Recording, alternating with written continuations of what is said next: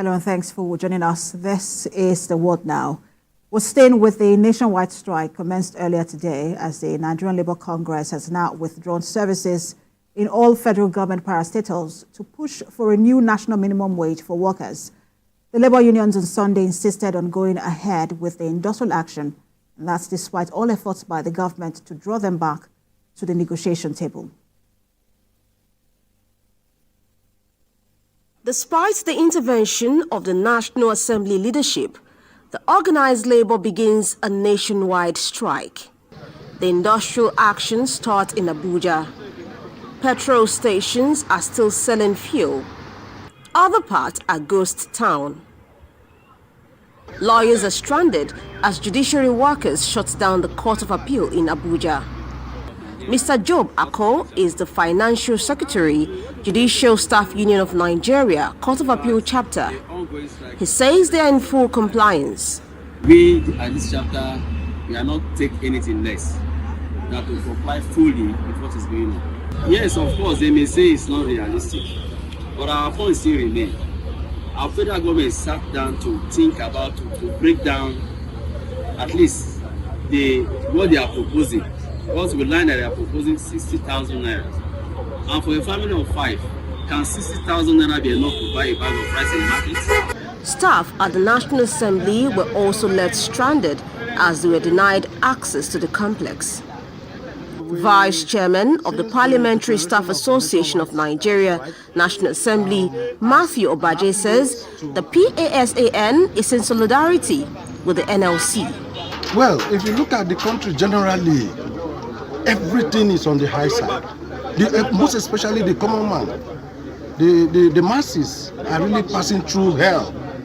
You understand?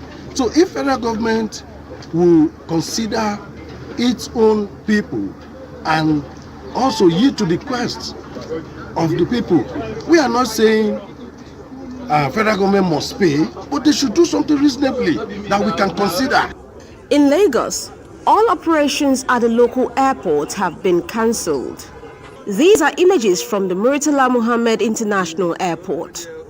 So I have been here since 5:30 a.m. I was supposed to board United Nigeria. Unfortunately, the airports have been grounded by NLC. Obviously, the strike has commenced here at the airports. I've been here in the airport. All the airlines practically grounded. All the officials have told us that planes are ready to move, but unfortunately, the NLC have taken over the control towers and they can't move. So that's the situation I'm in right now. In Ogun State, the NLC team was asked to monitor compliance to the ongoing indefinite strike. We have just concluded the hierarchy of NLC yesterday into 2 meetings, and we are all poised and prepared for this action. And as I'm standing before you, we are only respecting you as a partner in progress, as a press engagement. And as we are living here, we have designated all the affiliates of the 53 affiliates of the Nigerian Labour Congress to man individual government and private sector formation in ensuring that this particular directive is adhered. In Delta, there is strict compliance to the strike in Asaba, the state capital, as the Unity Secondary School is under lock and key.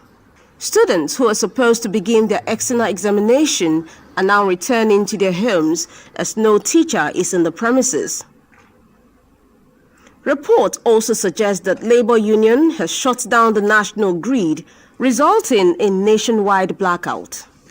The Transmission Company of Nigeria in a statement said the national grid was shut down at about 2:19 a.m.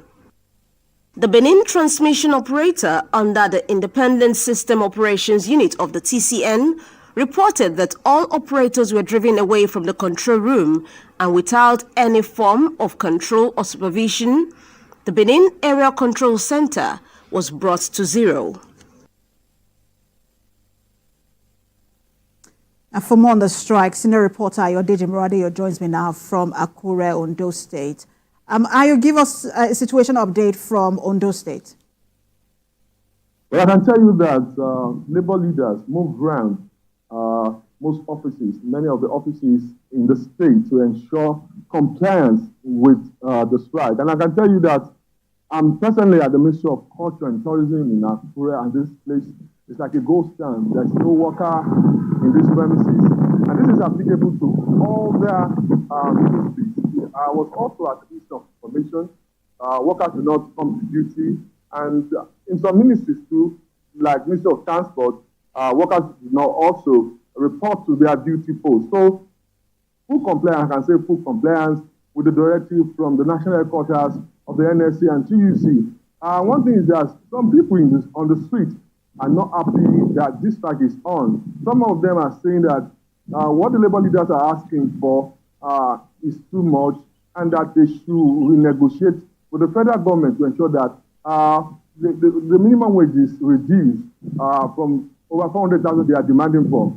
And some are also saying that how will this affect them? Some petty traders, they say that the minimum wage will not affect them, and they are all saying that the government and the labor leaders to sit at the round table to ensure that they arrive at a minimum wage that will be payable by the government and that will be acceptable to the workforce. And what are you hearing from the workers in terms of the ideal minimum wage? Well, for now, the national body is the one that is discussing with the federal government, and the national body is demanding for over 400,000, and to say they are also forward for less from the government. But the truth of the matter is that the people on the street want labor to come with a minimum wage that will be acceptable, that government is able to pay than asking for such amount. And the labor is saying that government also needs to block the loophole to ensure that whatever they generate will be used to fund their minimum wage.